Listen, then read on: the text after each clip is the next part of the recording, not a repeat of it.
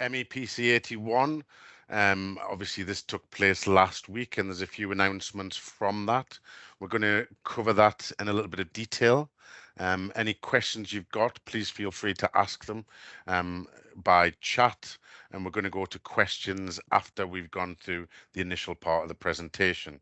Um, Obviously, there hasn't really been as much announced as we probably would have hoped, but there has been progress, and we aim to give you a description of that throughout this webinar. So I'm sorry for those of you who've seen this before. We're going to go through it again, and we're going to talk about the life cycle analysis and effectively what that is and what it's about and what's been announced recently in MEPC 81.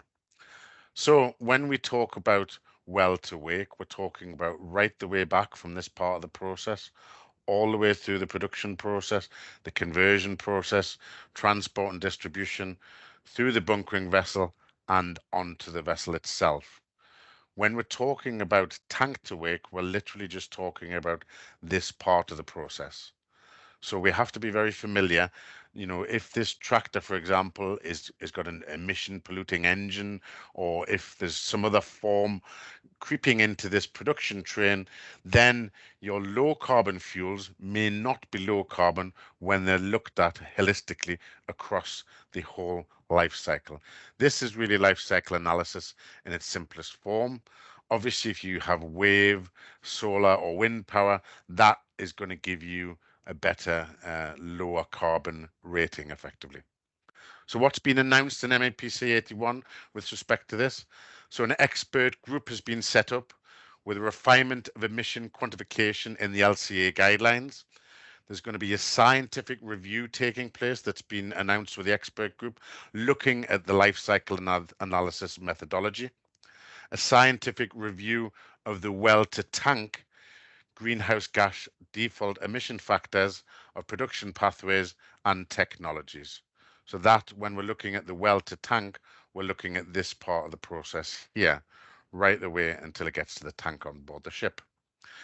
In addition to this, there's going to be a scientific review of the tank to wake greenhouse gas emission factors, of fuel usage and onboard technologies, and it explicitly mentions carbon capture systems as well, which is something we'll talk about throughout this webinar later on.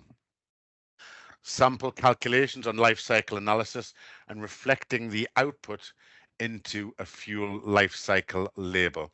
Now, a fuel cycle life cycle label hasn't taken form and exactly what it's going to look like yet, but we guess that, there will be carbon content, carbon factor, feedstock, and pathways within that.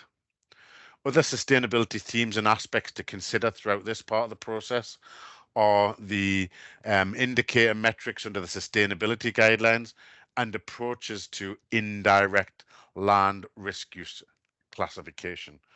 What we mean by indirect land risk classification effectively is if you look at biofuels, for example, and you need to effectively create the biofuel from crops, then the crops that you plant may have a negative impact on the environment and may have a carbon footprint within themselves. So this needs to be considered if you're producing biofuel, obviously.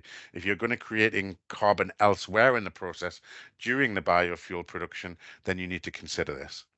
And then there's the certification side of it as well, which is something that is taking some time to resolve effectively. Separate to this, we've got to consider how we can see here the chemical formulas for methane and nitrous oxide, and it's the measurement and verification of tank to wake emissions. When we look at that previous diagram, this is the end of the process. And the work here is to how to develop actual tank to wake methane emission slip factors and slip for energy converters. When we're talking about energy converters, it's effectively something which converts one form of energy to another. So it's not just an engine, it may be chemical, it may be electrical, but it's effectively converting one form to another.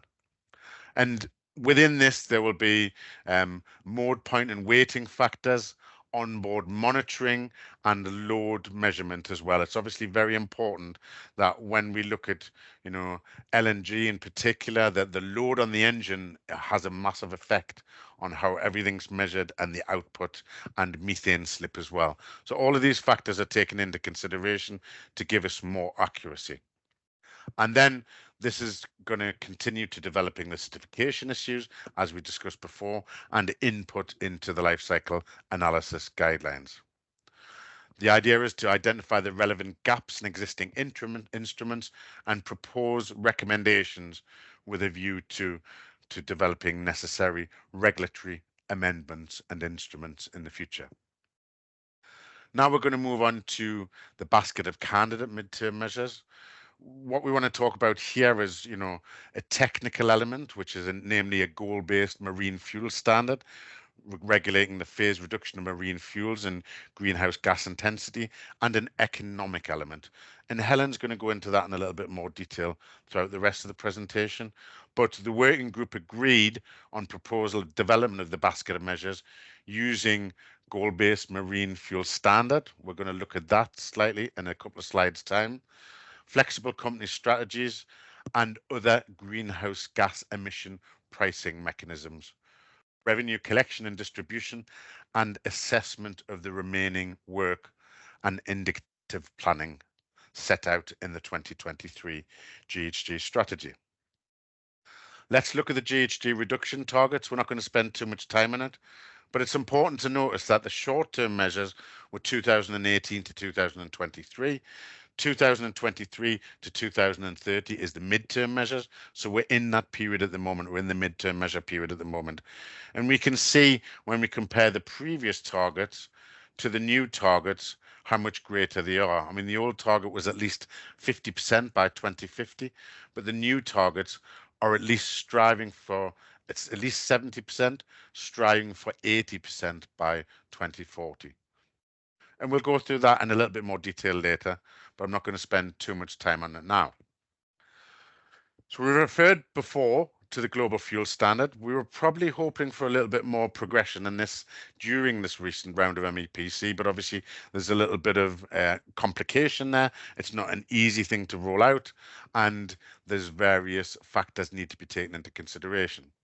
So what is the global fuel standard? It's meant to encourage the adoption of new fuels, including renewable e-fuels, hydrogen, ammonia, and methanol, and sustainable biofuels by setting limits on GHG emissions intensity of these fuels.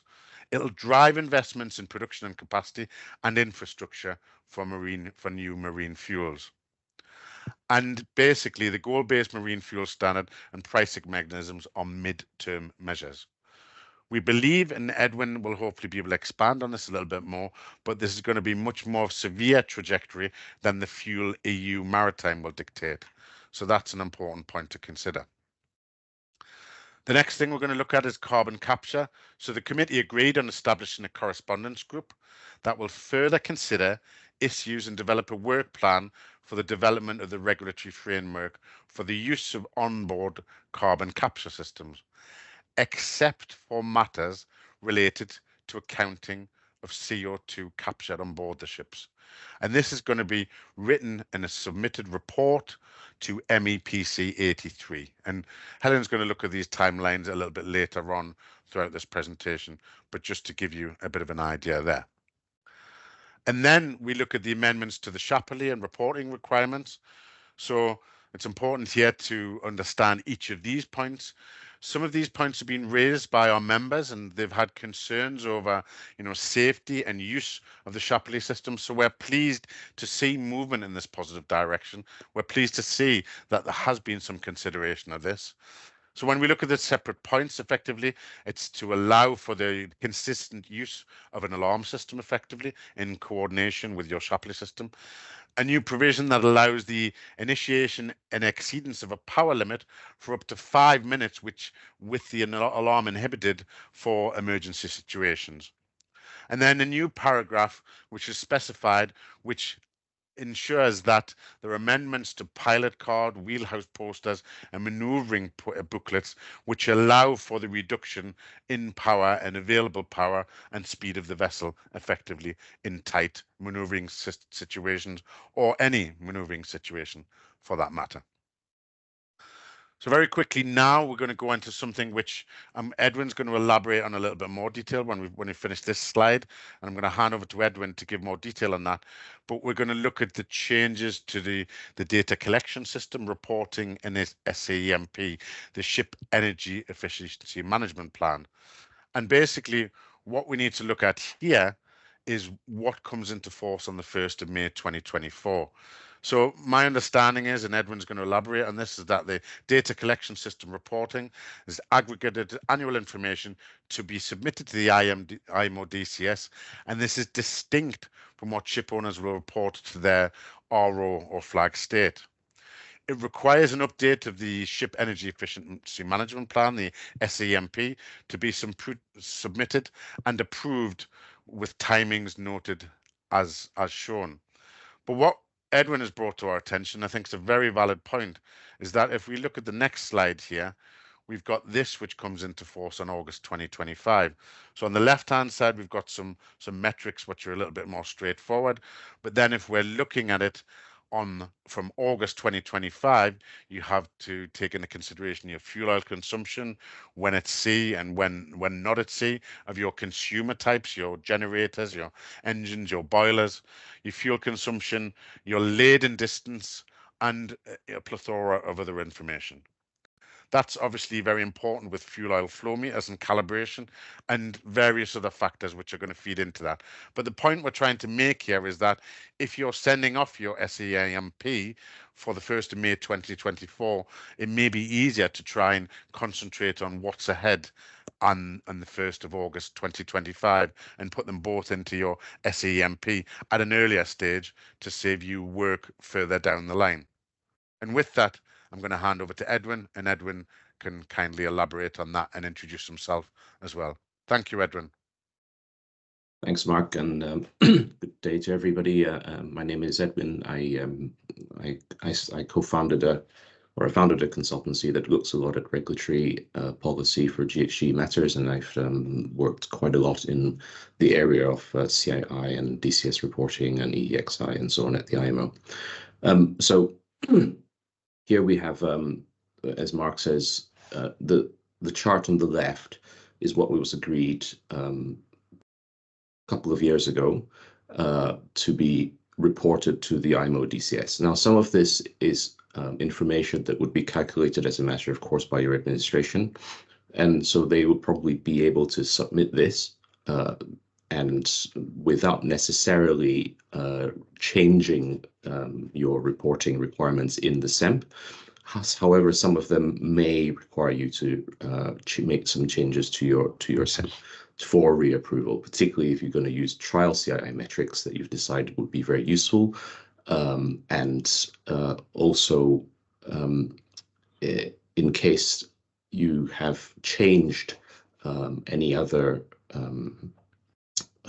information that needs to be updated. So just to note that it's important now that you will start to report year of delivery, your attained EEXI, what your required annual operational CII would be, and then your attained CII before correction, as well as attained CII after correction.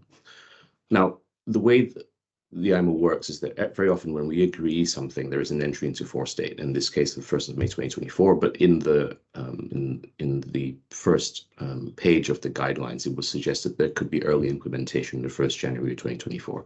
So some of you may already have done this. Now, what's perhaps more critical is then the box on the right. What we just agreed last week is for much more enhanced granularity of fuel consumption to be reported.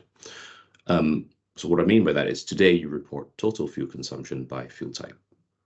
As of the 1st of August 2025, you will also need to report fuel oil consumption by consumer type, that is main engine fuel consumption separate from generator fuel consumption, separate from boiler fuel consumption.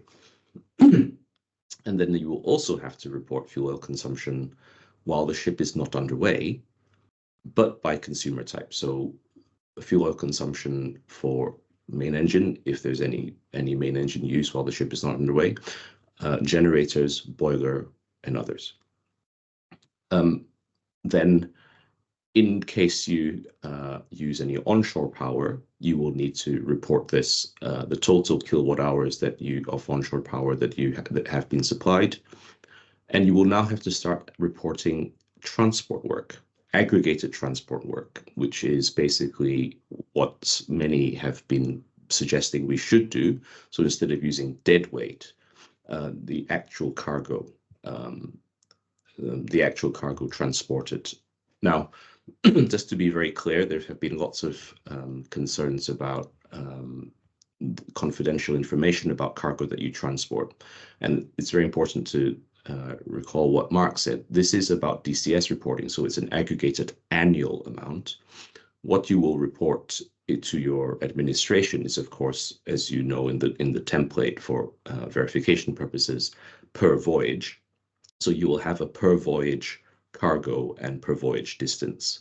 And those are multiplied to give you transport work per voyage. What is reported here is the aggregated amount. And actually, the way that it works, it is not possible to reverse engineer how much cargo you transported through the year or the distance. It just, the way that the summation, or it's a sum product effectively, you're not able to reverse engineer once you have that final total annual number to work out how much cargo you carried in the year. So confidentiality is preserved, and that's really quite important.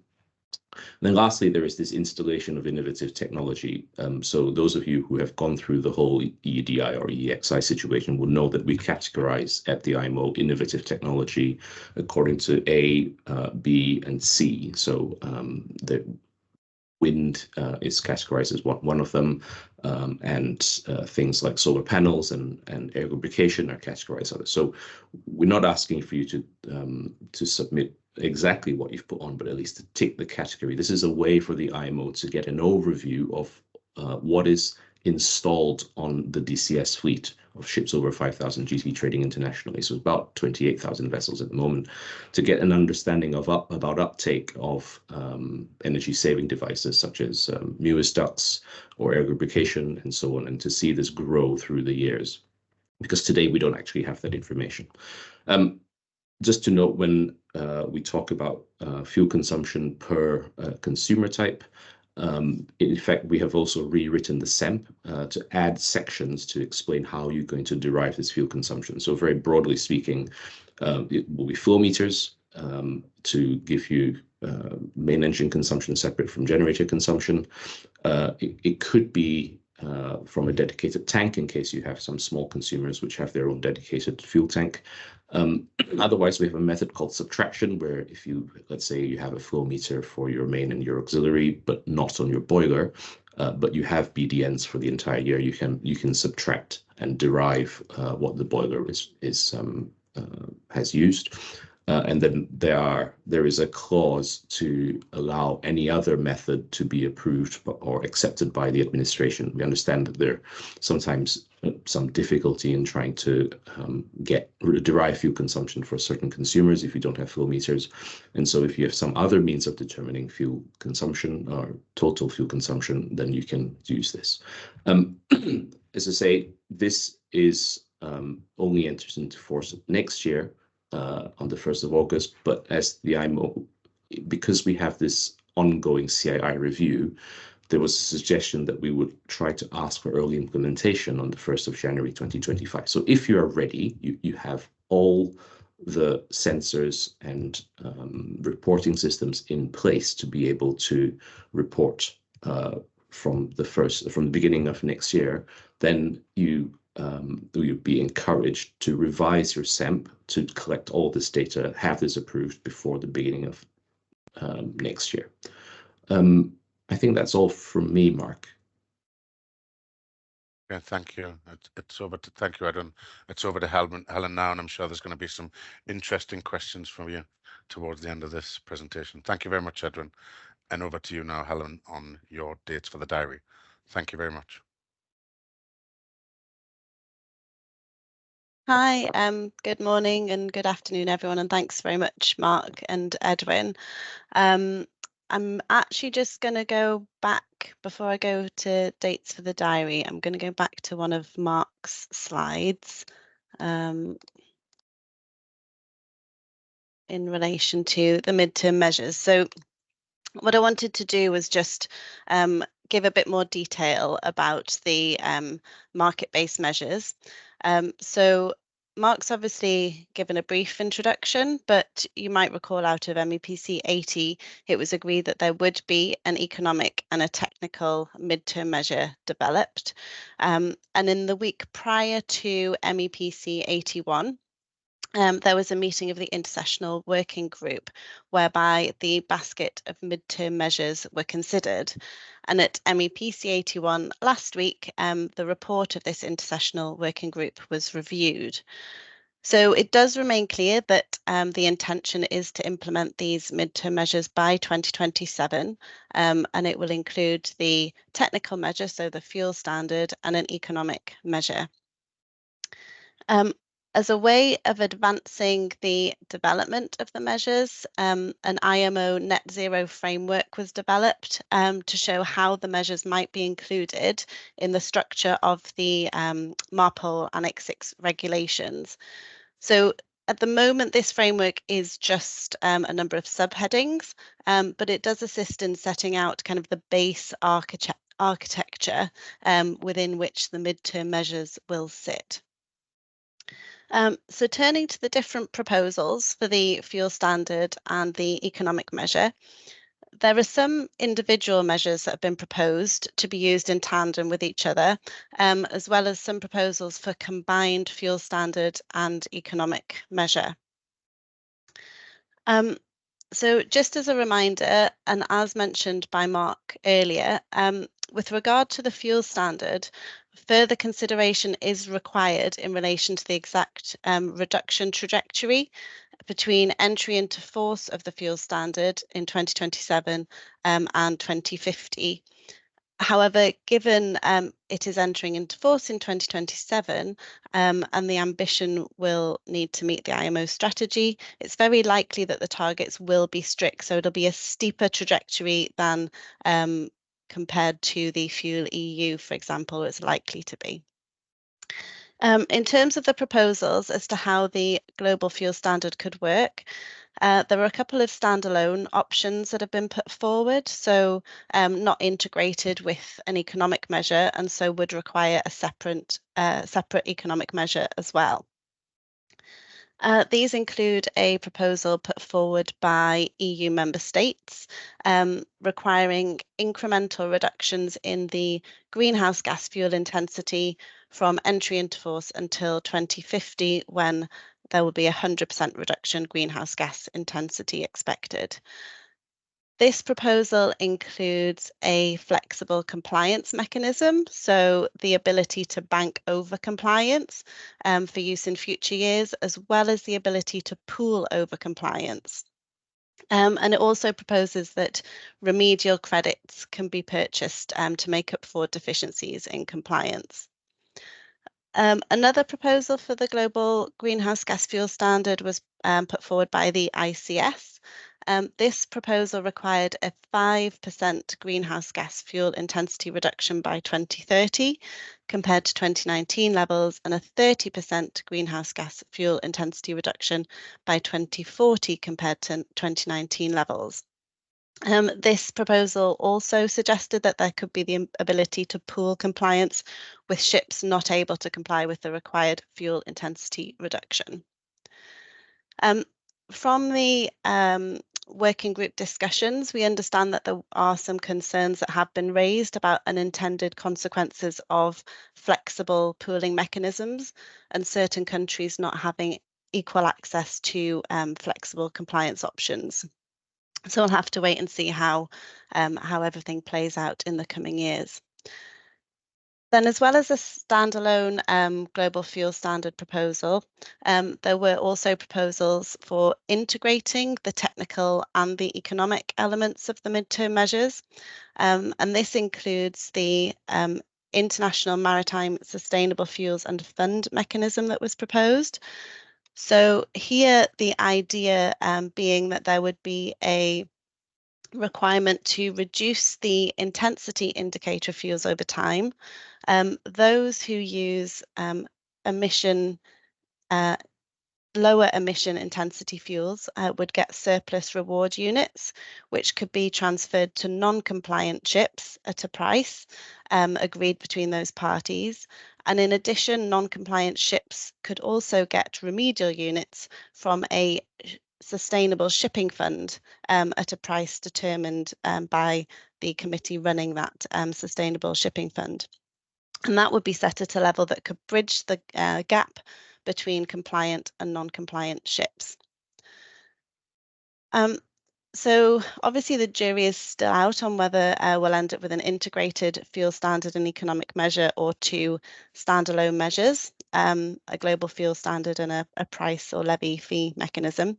But turning to the economic measure and the proposals that are on the table here, there is a green balance mechanism proposal, and this states that fees are taken from fossil fuels and allocated to green fuels so that the average cost of the fuel is equal. The greater the greenhouse gas reduction that the fuel achieves, which would be determined on a well-to-wake basis, then the greater the financial allocation received. The World Shipping Council website explains that the monies collected in any given year is determined by the amount of green fuels used, which allows for relatively low fee at the start of the transition.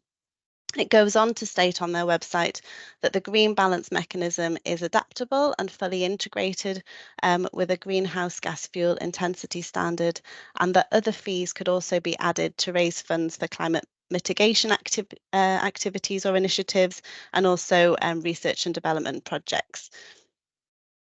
There is also a proposal for an economic measure, which is a fee-based mechanism, whereby there will be a mandatory contribution made in respect of greenhouse gas emissions, and then a reward for zero emission vessels given by a zero emission shipping fund. This proposal was a joint proposal made by the ICS, Liberia and the Bahamas, and the key elements of this proposal being that the IMO establishes the zero emission shipping fund. Ships make a contribution depending on the greenhouse gas intensity of the fuel used. It uses the IMO DCS data, which is already in existence. Ships using eligible zero emission funds will get rewards, as I mentioned. It'll use the IMO life cycle analysis guidelines, and also that it would be a flat rate contribution system fixed for 5 years, which in their view makes for easier management of the proposal. The reward rate is per tonne of CO2 prevented by the use of the alternative fuel. And they note that other technologies such as carbon capture would also get rewards.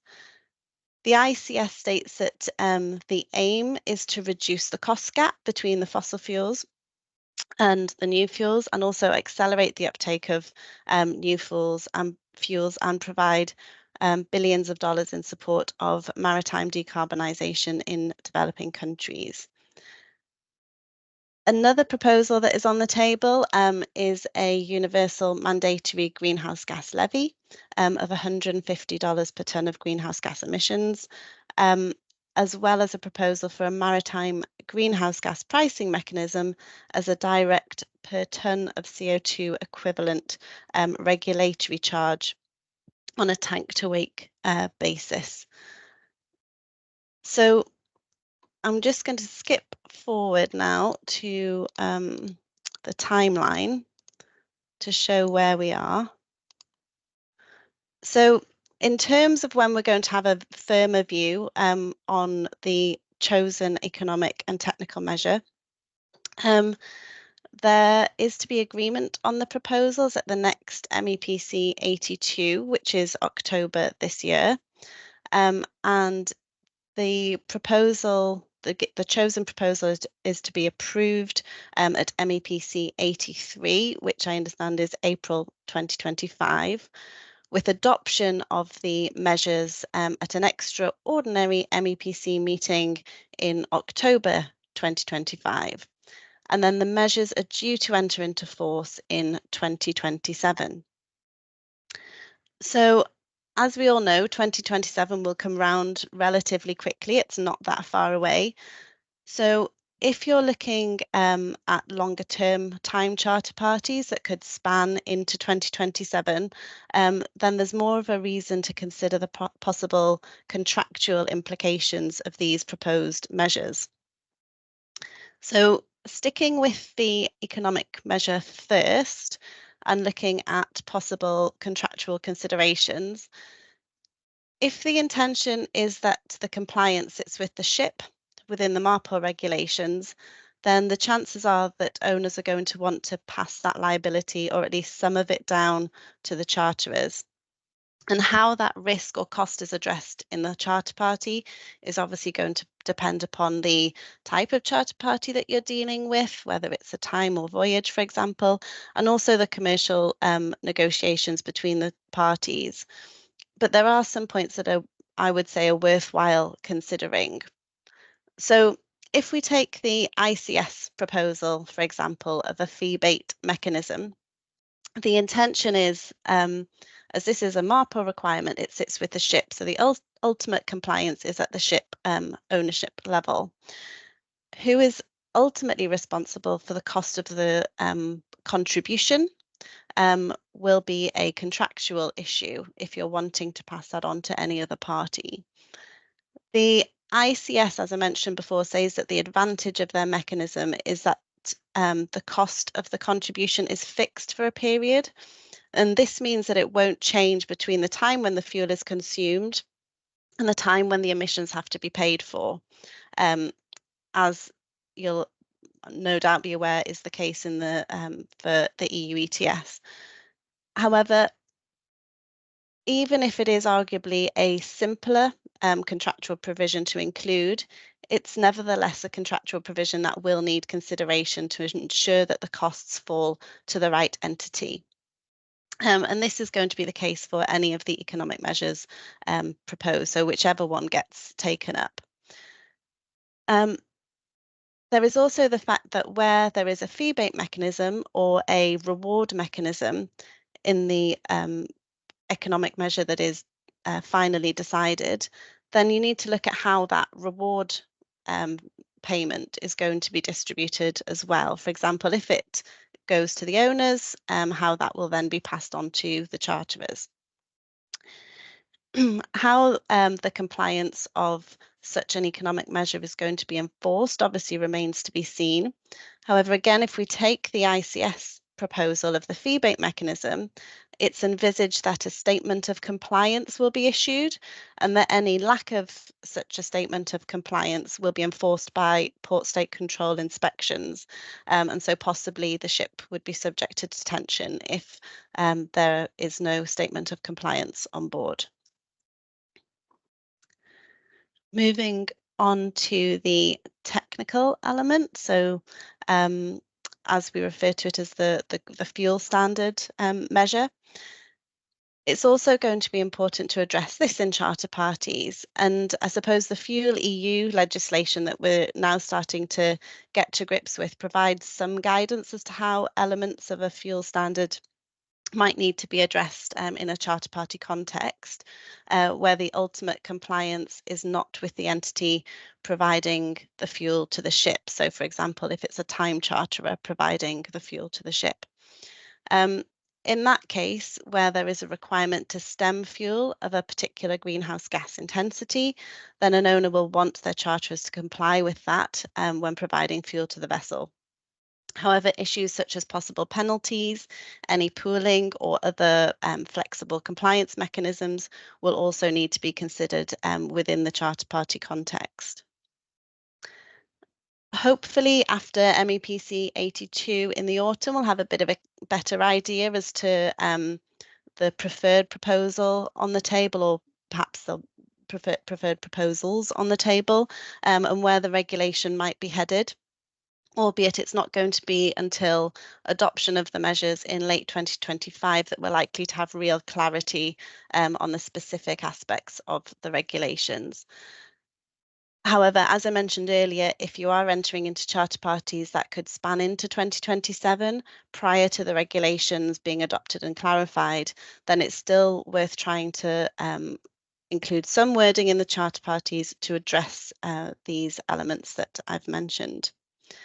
And I think that brings us to the end of the presentation and on to questions. Thank you.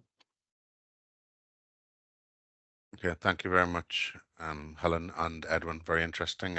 If you could just both put your cameras on now, please. Just before we go on to the next stage, which is open questions, please feel free to put any questions in the chat that you may have. Alternatively, if you don't get the chance today, or 2 or 3 weeks down the line, you think of another question, then please feel free to contact any one of us. Our email addresses are there. We will also be sending out a recording and follow-up to this presentation to anybody who has registered, because we know some people register and they're not able to make it at the last moment. So with that, I'm going to stop sharing. Oh, I need to take control to stop sharing, but I shall stop sharing the presentation. And then I'll open the floor to any questions, please. If there's no questions waiting, then we have some questions banked up from the registration process, but please feel free to type away if you do have any questions. So Edwin, I think I'm going to put one to you. I'm going to put you on the spot here. One of the questions that came up, and I think it's one of the questions we always seem to get. It's we need a crystal ball to answer this, but what are the chances of hydrogen becoming the standard fuel for shipping in the next 50 years? That's the burning question. Should I be very bold? None. Yeah, please do. None, simply because storage of hydrogen is rather challenging technically. So if it's compressed, you need to store it at something like 200 to 350 bar, and the weight of the containment is very substantial. You need either steel or even composite cylinders, and when we've looked at this and calculated the weight of it, basically you would lose a serious amount of dead weight, and if you're a volume carrier, cargo volume. And so just the idea of it being the dominant fuel is really, really challenging. And also actually refueling with sort of compressed hydrogen takes quite a long time. You're having to work against temperature and pressure. Liquid hydrogen then, of course, requires a huge amount of energy to cool it. And this is also partly why we end up with the main solution going forward to be ammonia or methanol, both derived from hydrogen, simply because storage is a lot easier.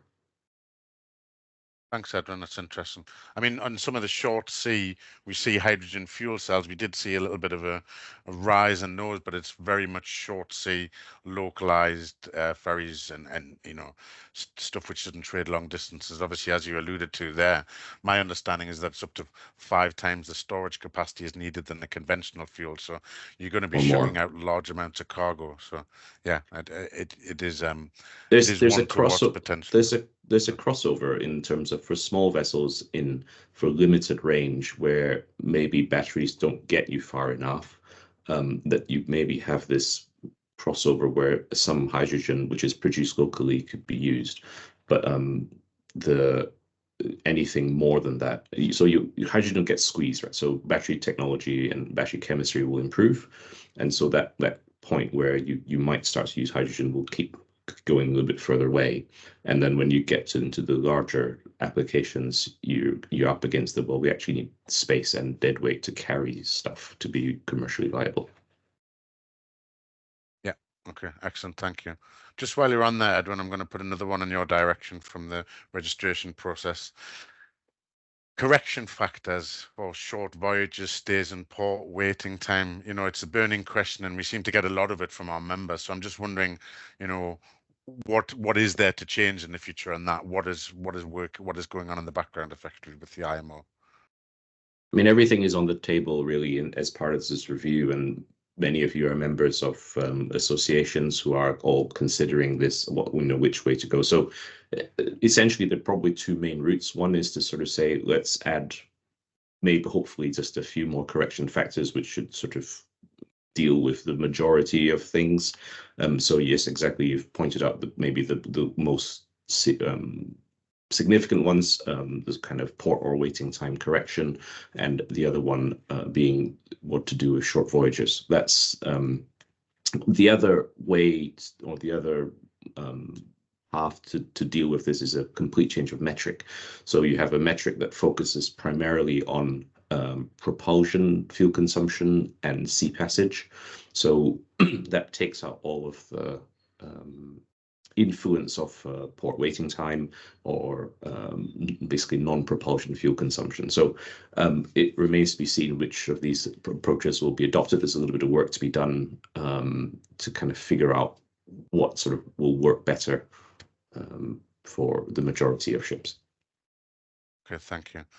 I think CB Moore raised their hand, and I'm trying to allow them to speak, but I think it's if you've got a question there, please could you put it in the chat? I don't think it's allowing me to put your microphone on. The reason why we block everyone's microphone is obviously to stop background noise, but please feel free to put anything into the chat if you do have a question there.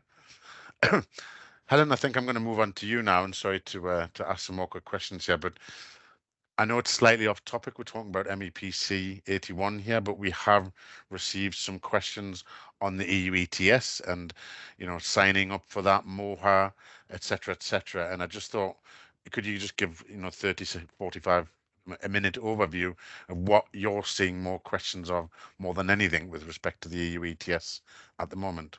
Thank you. Thanks, Mark. Yeah, I mean, it's obviously a very current concern, the EU ETS, so it's not surprising that we're getting questions in relation to that, and we have been getting a number of inquiries in from members about the EU ETS. And I would say in terms of the kind of this year, the questions have become much more focused on the practical side. So in relation to trading of allowances and, like you say, opening of MOHA accounts, how you go about doing that, whether it's possible, for example, to have a third party assist with any of these elements of the EU ETS. I think because we were given the clarification in November last year that actually the ultimate responsibility will stay with the registered owner unless there is a mandate given to the DOC holder under the ISM code. There have been a lot of questions around whether, even if the DOC holder, so if that's the ship manager, doesn't want to actually take on the ultimate compliance in relation to the EU ETS, whether they can, for example, be noted as a responsible entity on the MOHA account, or whether they can assist with the reporting and submitting of information to the EU MRV. And our understanding is that can happen. You can have another entity assist with these elements. It's just that as the registered owner, the ultimate compliance would stay with you. I think if you've got questions around the MOHA account and any kind of particular elements with what you can and can't do, it would be worth reaching out to the relevant administering authority. I think that would be the right place to kind of put those questions. If you have questions in relation to the trading of allowances or that side of the EU ETS, then we can assist in putting you in touch with companies who effectively deal with that side of the EU ETS. Thanks. Thank you. That's great, Helen. Edwin, I've just got another one for you here. One of the questions that was sent in through the registration process. And it's about the IMO way forward with respect to methane slip regulation. Obviously, a lot of the focus and a lot of the our members will probably be looking at dual fuel LNG. But what about historic LNG fleets that aren't dual fuel engines, and what will the impact on that be? And is there any idea of the timeline of that as well? It's a little bit of a long timeline. So we have approved a correspondence group that will start looking into measurement and standard test protocols for non-CO2 greenhouse gases, i.e., in one of your slides, methane and nitrous oxide. This group will report to MEPC 83 next year with some recommendations of how you would test for some of this stuff on the test bed. In effect, something like a NOx technical code, but measuring these other emissions. That will just set the testing protocol in place, and then thereafter we will perhaps start getting some values to be reported. And the mechanism for then including this in the LCA guidelines, because the LCA guidelines, like FuelEU Maritime, lists sort of engine types, is a little bit unclear how soon that process could happen, and whether you'd be allowed you'd be asked to use default values, which is what is already there in the LCA guidelines, or whether you can use actual values. The issue is, of course, that there's a few challenges. One is often actual values are worse than the default values for engines. So what's assumed is often based on the higher engine load. These are generally weighted towards the higher engine loads, whereas quite often we've seen quite a lot of low engine loads being used, and methane slip is generally higher. The other thing is then deciding how we're going to weight the methane slip according to the engine test cycle. So what do we follow the same weighting as the NOx test cycle, or do we have something specific for methane or N2O? So sorry, it's not very clear. We're beginning to look into it. Of course, just to note that when you refer to older LNG vessels, which are single fuel, i.e. steam turbines, the steam turbine technology generally has very, very low methane slip. So they, maybe they're inefficient for other reasons, but from the point of view of methane slip, they're actually very, very good. So when you look at it in totality, steam turbines may not work out as bad as they sort of currently look. Not sure if that's helpful. That's very helpful. Thank you. Thank you, Edwin. That's excellent. Okay. Mark, just to note, people are putting their questions in the Q&A rather than the chat. Are they? Okay, sorry. Yeah, so okay. There's a few that are in there.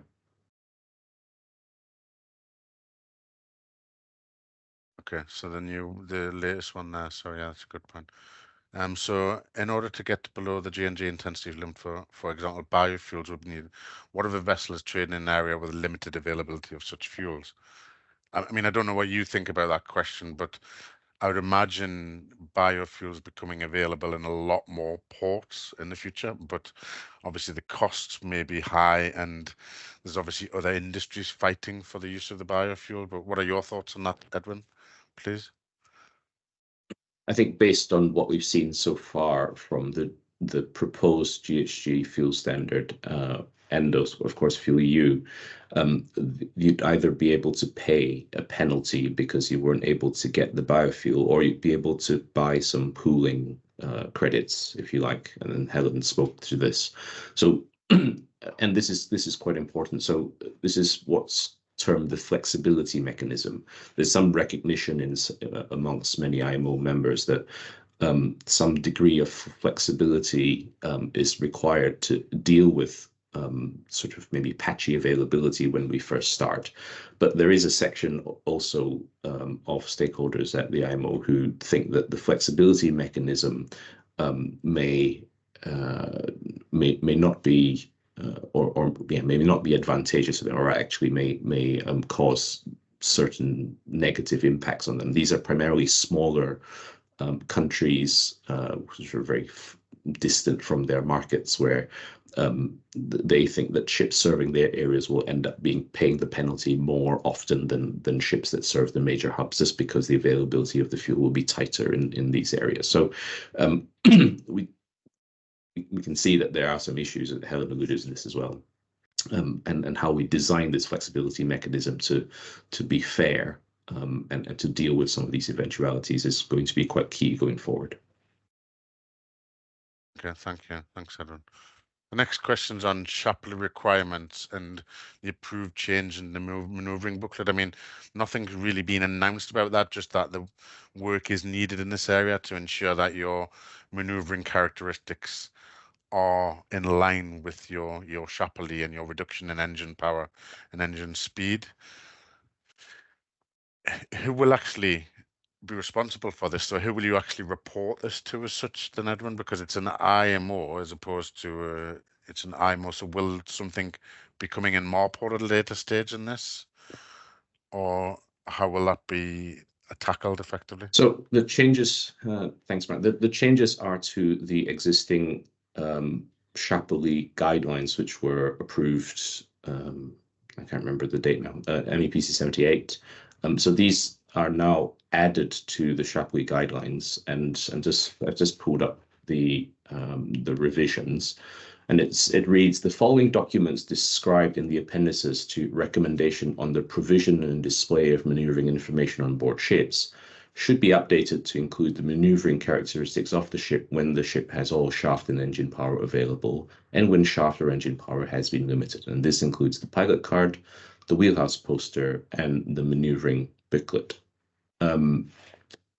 I suspect that it will be the flag state that will approve these changes, but you will the ship owner will have to arrange for these to be updated. And you may have some slightly different interpretations from different flag states as to how this is all going to be done.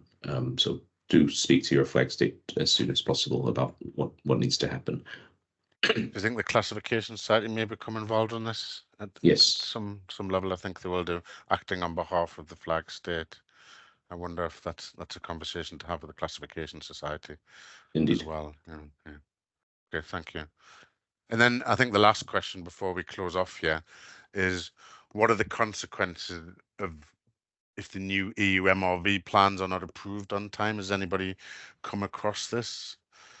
Helen, have you seen, or Edwin, have you seen anything if it's not approved on time? I mean, obviously, I mean, the EU ETS, the potential, the worst case scenario in EU ETS is a banning order, but I can't see how that's going to effectively come up on this particular point.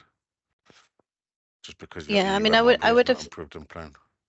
I would have thought as well you would have your verification company assisting with this side of things as well, but I don't know what the consequences are if they're not approved on time. But ultimately, if it has the knock-on effect of non-compliance under the EU ETS, and like you say, Mark, that would have those penalties. Yeah, okay. It's something we can ask our contacts at the verifier as well. Well, with that, I think we're slightly ahead of time, but that's good. You know, we've had some interesting questions there. We've had lots of good pointers from Helen and Edwin. Thank you to everybody who's attended. As you say, the next topic we're going to be tackling is the Fuel EU Maritime, which is quite a complicated topic in itself. So we'll let you know how that goes. And we'll let you know when that webinar is coming. And then obviously following that, we'll have MEPC 82, a webinar to follow that. And hopefully Edwin can spare us some time for that as well. That would be great. Edwin and Helen, we really appreciate it. So with that, I'd just like to say thank you. I'll hand over to Edwin and Helen to say thank you as well. Any questions, please feel free to contact us. And there's a hand being raised there by Antonia. I don't know if it's an intentional hand raise or if there's anything needed to be put into the chat, please do. But yeah, with that, I'd just like to say thank you very much. Thank you, and over to Edwin and Helen. Thanks, everyone. Yes, thank you, everyone. And if you have further questions, please just get in touch, and we will try our best to answer them. Thank you. Thank you very much. Thank you.